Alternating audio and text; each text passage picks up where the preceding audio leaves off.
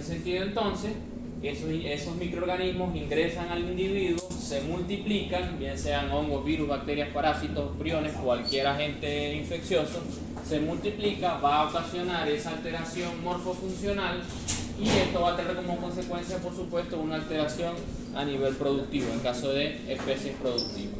La naturaleza viva y animada del agente causal condiciona su esencial diferencia, como les decía, su transmisibilidad. Es decir, que va a tener la capacidad de pasar de un individuo a otro. No todas las especies animales resultan igualmente sensibles a la infección por un mismo agente patógeno. Hay agentes patógenos que son exclusivos de ciertas especies y no afectan a ninguna otra. Es decir, que cada especie tiene, digamos, un tipo de huésped o de hospedador determinado. Entonces, en ese caso, a esos individuos que son sensibles o que pueden ser afectados por esos agentes infecciosos, le decimos que son receptibles a la infección. Y su grado de sensibilidad va a variar, por supuesto, dependiendo de las defensas del individuo, de si el individuo está no vacunado, de la alimentación incluso, es decir, de todas las condiciones, tanto internas como externas, que puedan condicionar el crecimiento o no de ese agente. Porque muchas veces esos agentes infecciosos ingresan al organismo, pero el hecho de que ingresen al organismo no quiere decir automáticamente que va a haber una enfermedad. Porque si el individuo está protegido, si el individuo tiene buenas defensas o si en algún momento recibe una vacuna, no va a pasar nada. Y especies no receptibles o resistentes de forma natural, donde el microorganismo no puede asentarse, es decir, no puede infectar. Por ejemplo, el parvovirus, en caso de perros adultos, ya no va a hacer nada, a diferencia de si fuese un perro pequeño. Ya un parvovirus puede ingresar en un perro de más de un año, por ejemplo, y no va a haber problema, no se va a poder asentar y no va a poder infectar. Entonces, hay condiciones que se tienen que tomar en cuenta para que ese microorganismo que ingresa al hospedador pueda asentarse y pueda provocar infección. Los agentes infecciosos que vamos a estudiar el día de hoy son priones, virus, bacterias, hongos y parásitos. Vamos a ir definiendo cada uno de ellos. ¿Qué es un prión? Es una partícula proteica infecciosa.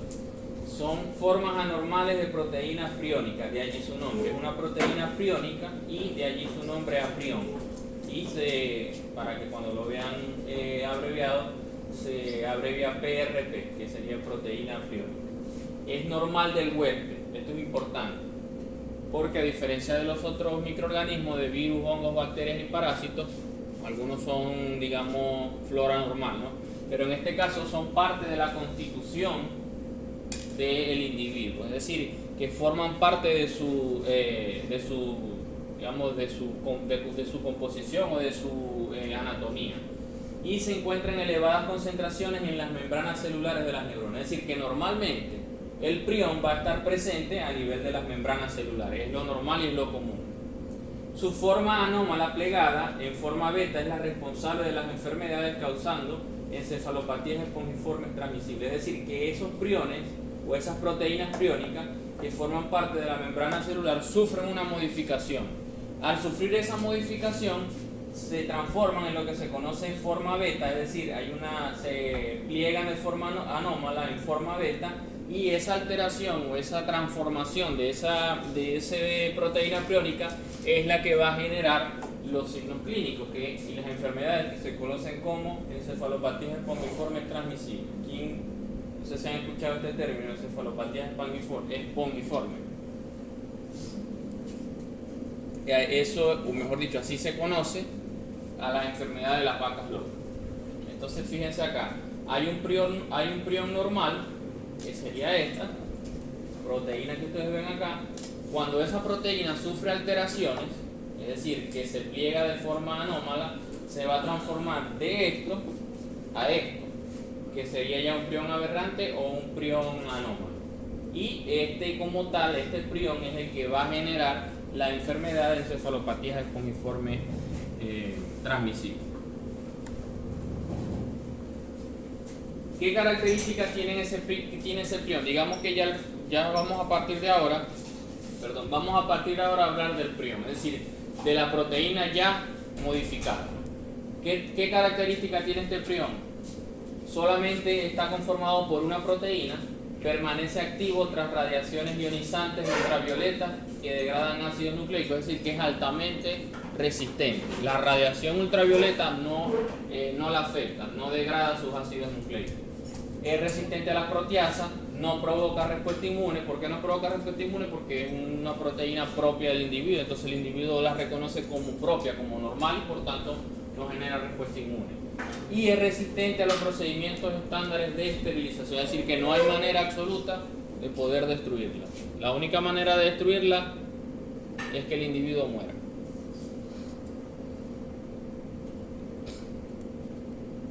¿Cuáles son esas encefalopatías espongiformes que son las que causan ese prión?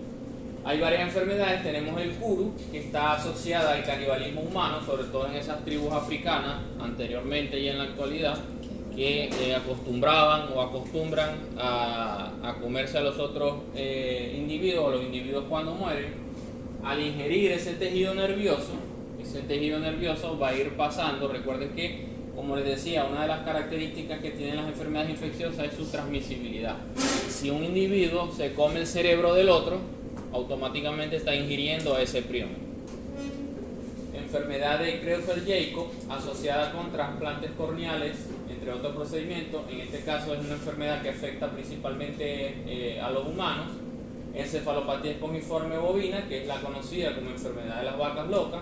En el caso de la enfermedad de las vacas locas se daba porque las vacas eran alimentadas con harina de carne y hueso, y en esa harina de carne y hueso venía provenientes de vacas que estaban afectadas con esa enfermedad, y al ingerir ese prión se enfermaban también. Y la variante de la enfermedad Creutzfeldt-Jakob, que es transmitida por consumir carne de ganado infectada con encefalopatía espongiforme bovina, es decir, que una persona se comía una carne de una vaca con encefalopatía espongiforme bovina y se infectaba. Así esté bien cocida, porque recuerden que les dije que era bastante resistente. Estas encefalopatías espongiformes se producen cuando el prión sufre un cambio de conformación, ya lo dije, hace un plegamiento. Ese plegamiento es la que le va a conferir, o el que le va a conferir resistencia a la radiación ultravioleta, al calor, a la esterilización, lo cual promueve la conversión de la proteína normal sensible a las proteasas a la forma del prión anormal, que es la forma resistente y es la forma que va a causar enfermedad, ocasionando cambios espongiformes espumosos distintivos en el cerebro. ¿Por qué se denominan espongiformes? Porque ahorita vamos a ver una imagen micro. Cuando se observa al microscopio, es como si viéramos una esponja. Se van a ver puros espacios donde el prión está, digamos, presente o está afectando el tejido nervioso. Entonces, desde el punto de vista micro, se ven como si estuviéramos viendo una esponja. A este nivel, dependiendo del tipo de enfermedad, por ejemplo, el Kuru afecta a nivel de cerebelo, la enfermedad de Creutzfeldt-Jakob a nivel de la corteza cerebral. Acá les decía, así se ve un cerebro afectado por un prión, en el caso de la encefalopatía espongiforme. Lo más característico de todo esto es todos estos espacios en blanco. Esto se debería ver completamente de color rosado, y aquí hay muchos espacios en blanco. Recuerden que el prión afecta, porque primero es componente normal de la membrana de las neuronas, y al plegarse, alterarse, es donde va a causar enfermedad. Entonces, como él está presente a nivel de las neuronas, a nivel del tejido cerebral, lo que vamos a ver es todos esos espacios en blanco. De allí su nombre, espongiforme, porque parece una esponja.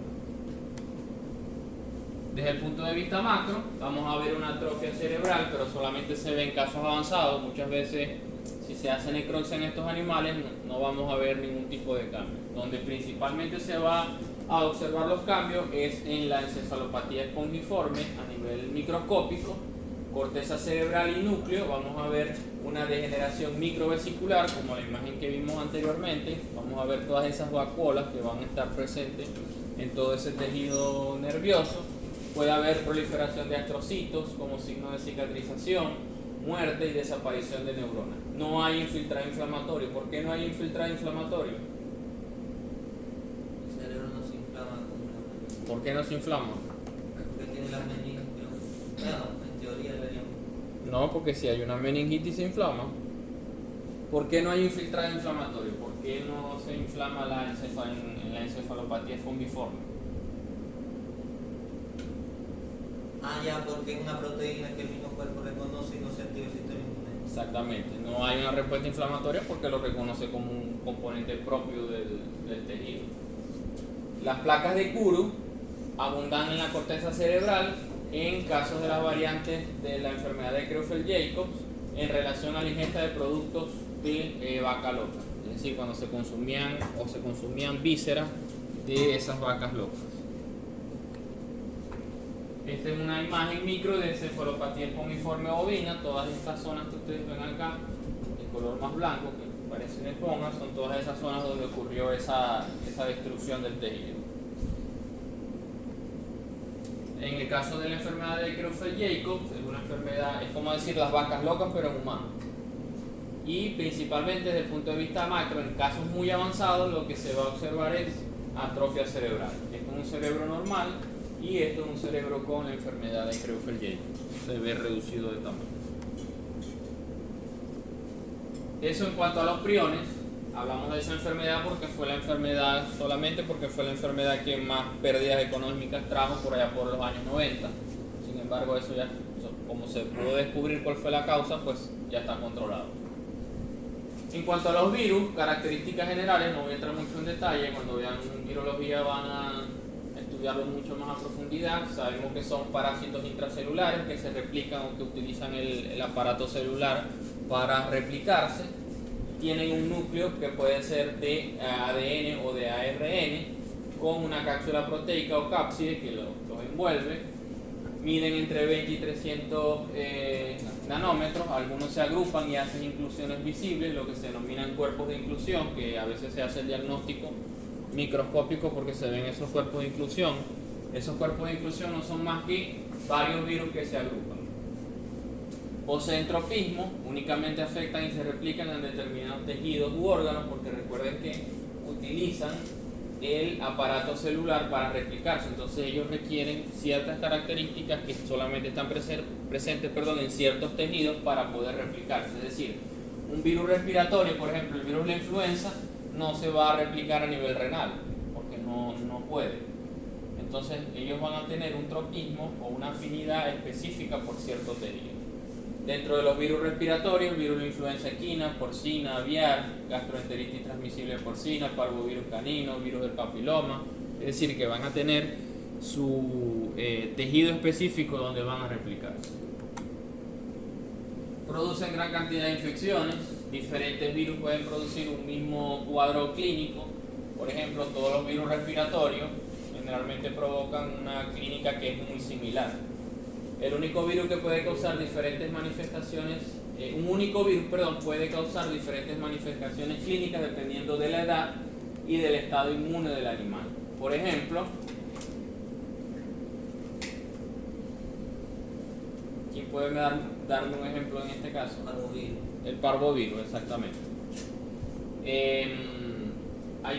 Hay cepas del parvovirus, por ejemplo, que pueden afectar tracto gastrointestinal y provocar diarrea, si el animal por supuesto tiene un estado inmune muy deficiente o no está vacunado, y hay otros que es lo menos probable, pero sí está reportado, que causan alteraciones a nivel cardíaco. No afectan a nivel digestivo, pero sí afectan a nivel cardíaco. Entonces el mismo virus puede causar diferentes manifestaciones clínicas dependiendo del virus como tal y dependiendo del estado inmune del animal.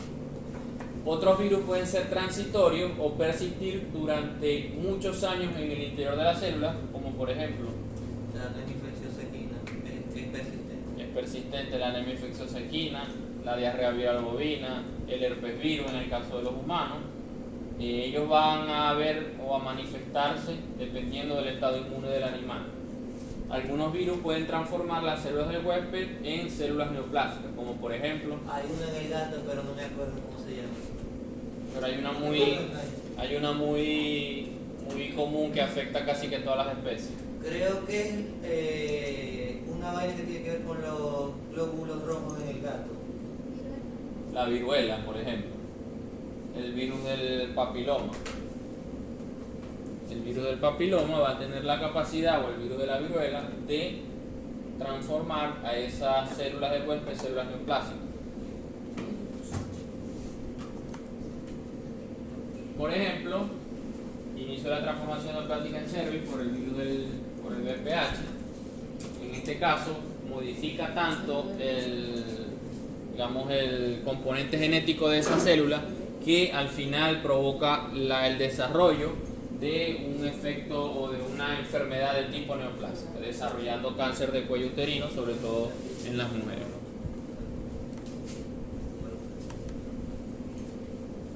Les decía de los cuerpos de inclusión o inclusiones víricas, cuando varios virus se agrupan y se hacen visibles desde el punto de vista micro y son muy útiles para el diagnóstico. Por ejemplo, herpesvirus en mucosa, fíjense que aquí está la célula y en la parte interna se ve el cuerpo de inclusión. También en el caso del virus del moquillo canino, muchas veces se logra ver ese cuerpo de inclusión, pero sobre eso es cuando se hace prótesis sanguínea. Virus de la hepatitis B en hígado con apariencia de vidrio esmerilado por acúmulo de antígenos de superficie del virus. Todo eso que se ve allí, todo ese puntillado que ustedes ven aquí en esta imagen corresponde a cuerpos de inclusión. En cuanto a las bacterias, eso eran características generales de los virus, lo que vimos anteriormente, y la principal forma digamos que se observa desde el punto de vista micro, entonces sería con esos cuerpos de inclusión. Desde el punto de vista macro va a depender de cuál virus esté presente, de la especie, del estado inmune, etc. En cuanto a las bacterias, son la causa más común de enfermedad. Son células bacterianas, son procariotas, tienen membrana celular, pero carecen de núcleos y están delimitados por membranas y otras organelas rodeadas. Se hallan revestidos por una pared celular, tal como se ve aquí, que consta de peptidoglicano, polímero compuesto de azúcares y aminoácidos, y muchos antibióticos funcionan precisamente inhibiendo la formación de esa membrana. Al inhibirse la formación de esa membrana, la bacteria, por supuesto, no va a poder replicarse. Y la vamos a dividir en dos, como gram negativo y como gram positivo. ¿Cuál es la diferencia entre esas bacterias gram positivas y gram negativas? Esta doble capa fosfolipídica que está presente en las gram negativas. Acá hay esta doble capa fosfolipídica, acá y acá, que la hace gram negativa, a diferencia del gram positivo, que solamente va a tener una capa fosfolipídica. Y de allí es que se denominan gram negativas o gram positivas, porque en el caso de las gram positivas, esas bacterias gram positivas tienen la capacidad de retener el color cristal violeta. Entonces esa coloración violeta es la que les va a dar esa característica de gram positivo. Es decir, que cuando vean al microscopio una bacteria que se observe de ese color violeta, automáticamente ya sabemos que es una bacteria gram positiva, porque solamente las gram positivas tienen la capacidad de retener ese color violeta en su membrana celular, a diferencia de la gram negativa, que al no tener esta membrana celular que ven acá, no puede retener ese color violeta, y por el contrario se va a teñir más bien de un color más rosado. Tienen forma esférica o cocos de bastón o de bacilos. Muchas tienen flagelos que permiten movimientos, otras tienen pilis que favorecen la unión. Los pilis, como el nombre lo indica, los pilis son como unos pelitos que tienen alrededor las bacterias, y esos pilis le ayudan a fijarse al huésped o a las células del huésped o al tejido del huésped. Aquí tenemos la morfología de las bacterias. En este caso, en el primer cuadro vemos la forma de cocos, como lo ven acá. Son formas redondeadas de color azul o violeta. Recuerden que les dije que esa coloración azul o violeta correspondía a bacterias gram positivas. Acá tenemos en la B Otra imagen muy parecida a la anterior, aquí los cocos son un poquito más alargados, por eso se denominan cocobacilos. ¿Por qué se denominan cocobacilos? Porque no son tan largos como los bacilos, pero tampoco son tan redondeados como para hacer un coco. Entonces, como es una mezcla entre los cocos y los bacilos, se le denominan cocobacilos. Y este color violeta también característico nos indica que son bacterias gram positivas. En el caso de la C, ya casi son bacilos gram positivos de ese color también violeta. En este caso, la D, fíjense la diferencia del color, aquí hablamos de bacilos gram negativos, aquí también en el caso de la E, coco gram negativos, y en este caso, lo que se ve por aquí es una espiroqueta, que es una forma diferente, morfológicamente es diferente a los gram positivos y los gram negativos. Acá tenemos otra, y así se observa, por ejemplo, la leptospira tiene esta morfología así, como ondulada, que se denomina espiroqueta. En cuanto a los hongos, se denominan micosis. Las enfermedades causadas por hongos crecen por gemación o por extensión. En el caso de las hifas, se van, digamos, como ramificando y van invadiendo todo el tejido. Son raras las manifestaciones clínicas importantes. Por ello, en organismos sanos, principalmente van a afectar piel y mucosas. Las enfermedades micóticas más comunes, sobre todo en piel, causando dermatitis micóticas, tiñas, alopecias. Son parásitos oportunistas capaces de producir infecciones determinadas en pacientes inmunosuprimidos, por ejemplo, animales o personas trasplantadas o con SIDA, donde sus defensas están muy bajas, están deprimidas, y esa baja en su sistema inmune es el que va a favorecer que ese hongo pueda aumentar su velocidad de crecimiento y diseminarse por todo el individuo, y allí en este caso sí ya va a comenzar a observarse cambios patológicos. Algunos de ellos se reconocen con facilidad en tejidos parasitados. Al hacer un raspado de piel no hay pele, ahí se va a ver muy bien. Como acá, por ejemplo, se hace un raspado y todo esto que vemos aquí completamente lleno de esas hifas. Dermatomicosis en gato, también les decía, muy característico de esas zonas alopécicas, sobre todo son zonas alopécicas redondeadas, con una forma bien definida. Acá, Trichophytum verrucosum, que tiene la capacidad de provocar esas verrugas. Candidiasis lingual, igual zonas de erosión. Y desde el punto de vista micro, para determinar que estamos ante la presencia de una micosis, básicamente lo que vamos a ver es la presencia de esa hifa allí.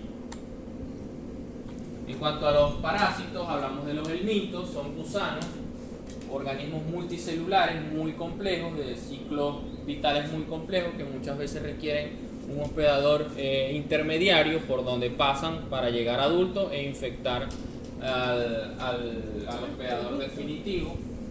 La mayoría tiene una reproducción sexuada en el huésped definitivo con una multiplicación asexuada en el huésped intermediario. Es decir, antes de llegar al huésped definitivo, ellos pasan por un huésped intermediario donde hacen un conjunto de cambios o van evolucionando para posteriormente llegar a la forma adulta y afectar al individuo definitivo o al hospedador definitivo.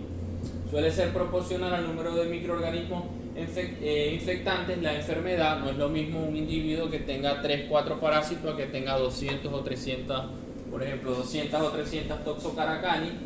No va a ser igual el efecto patológico que van a tener 2 o 3. Entonces depende de la cantidad de parásitos que el individuo tenga, depende de esa cantidad, de eso va a depender los signos clínicos o los efectos patológicos que puedan ser observados.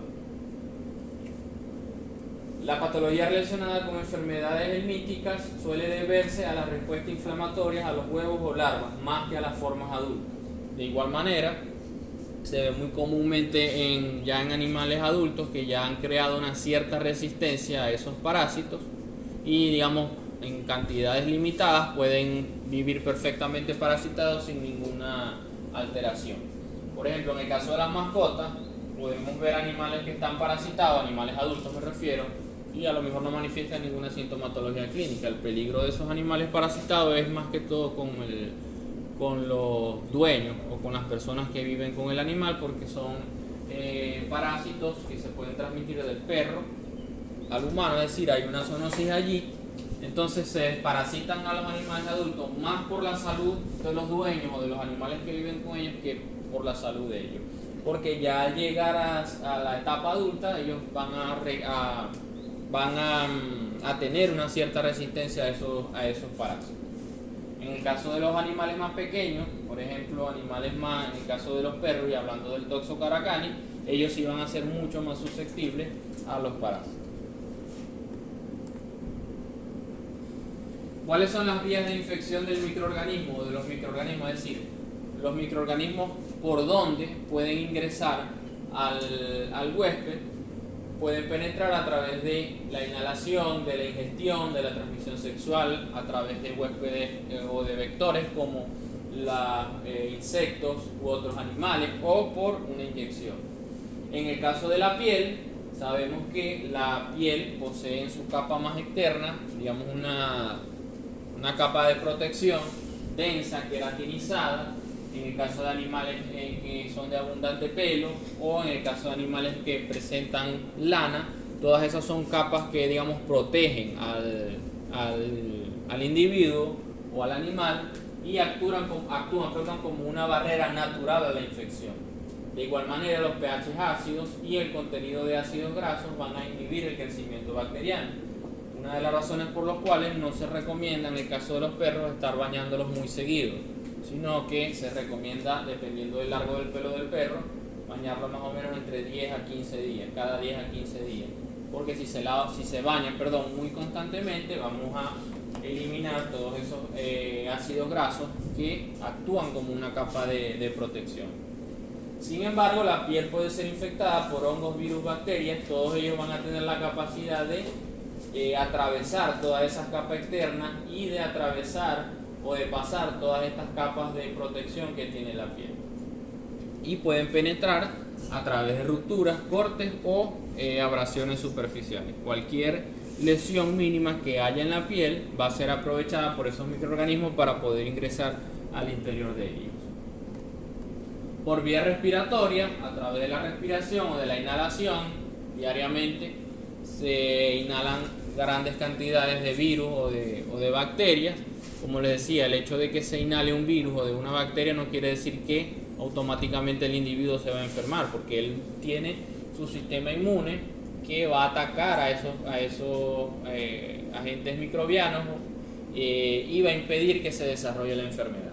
Por supuesto, en casos de individuos que están inmunosuprimidos son mucho más sensibles a ello.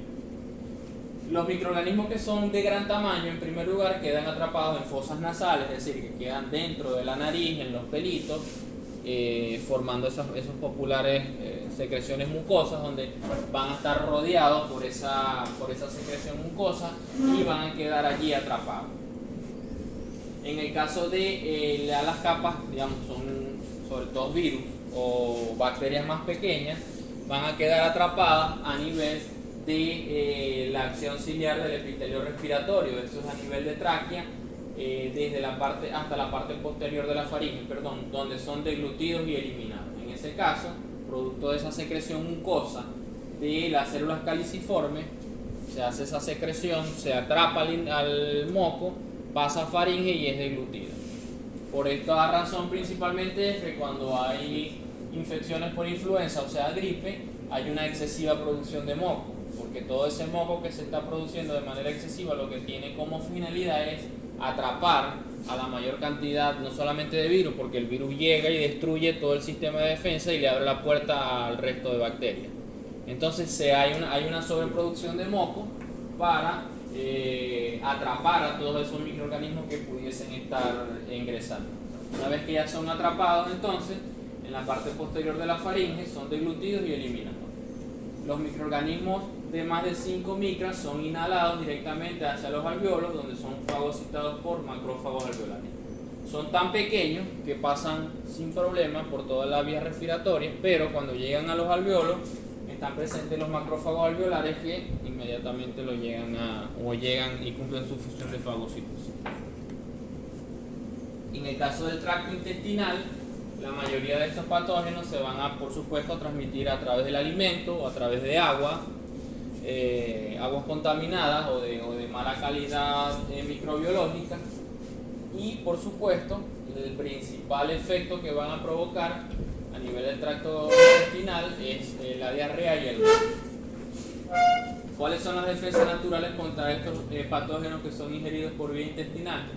El pH gástrico del pH ácido gástrico, perdón. Ese pH es tan ácido que casi que impide la totalidad del desarrollo de cualquier microorganismo, a excepción de algunos microorganismos que están adaptados a pH muy ácidos, como el Helicobacter pylori, que tiene la capacidad de soportar esos pH tan ácidos. Sin embargo, el resto de los microorganismos, o en gran cantidad del resto de los microorganismos, no pueden soportar ese pH tan ácido y mueren. La secreción de moco, muy parecido a lo que les decía en el caso del tracto respiratorio. Ese moco lo que hace es atrapar y envolver a esos microorganismos. Enzimas pancreáticas, líticas y detergentes biliares, que también destruyen algunos microorganismos. Anticuerpos, sobre todo las inmunoglobulinas A, que están asociadas a mucosa.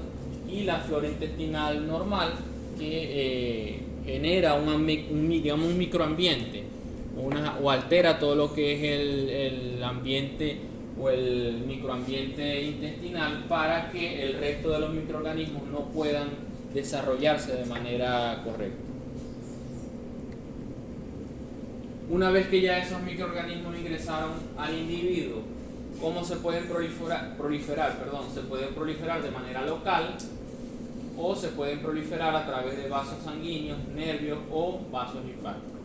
En el caso de la proliferación local, ocurre en órganos huecos, como por ejemplo en el caso del cólera. Hay un segmento intestinal que está infectado, y de forma local la infección se va a ir diseminando por todo el tracto intestinal. O en el caso de las células epiteliales, en el papilomavirus, hay una célula infectada, y esta célula, los virus de esta célula van a empezar a migrar a las células vecinas, y van a ir constantemente colonizando el resto de las células epiteliales. Es en el caso de la proliferación local, es decir, solamente vamos a ver la presencia del microorganismo en un determinado tejido u órgano.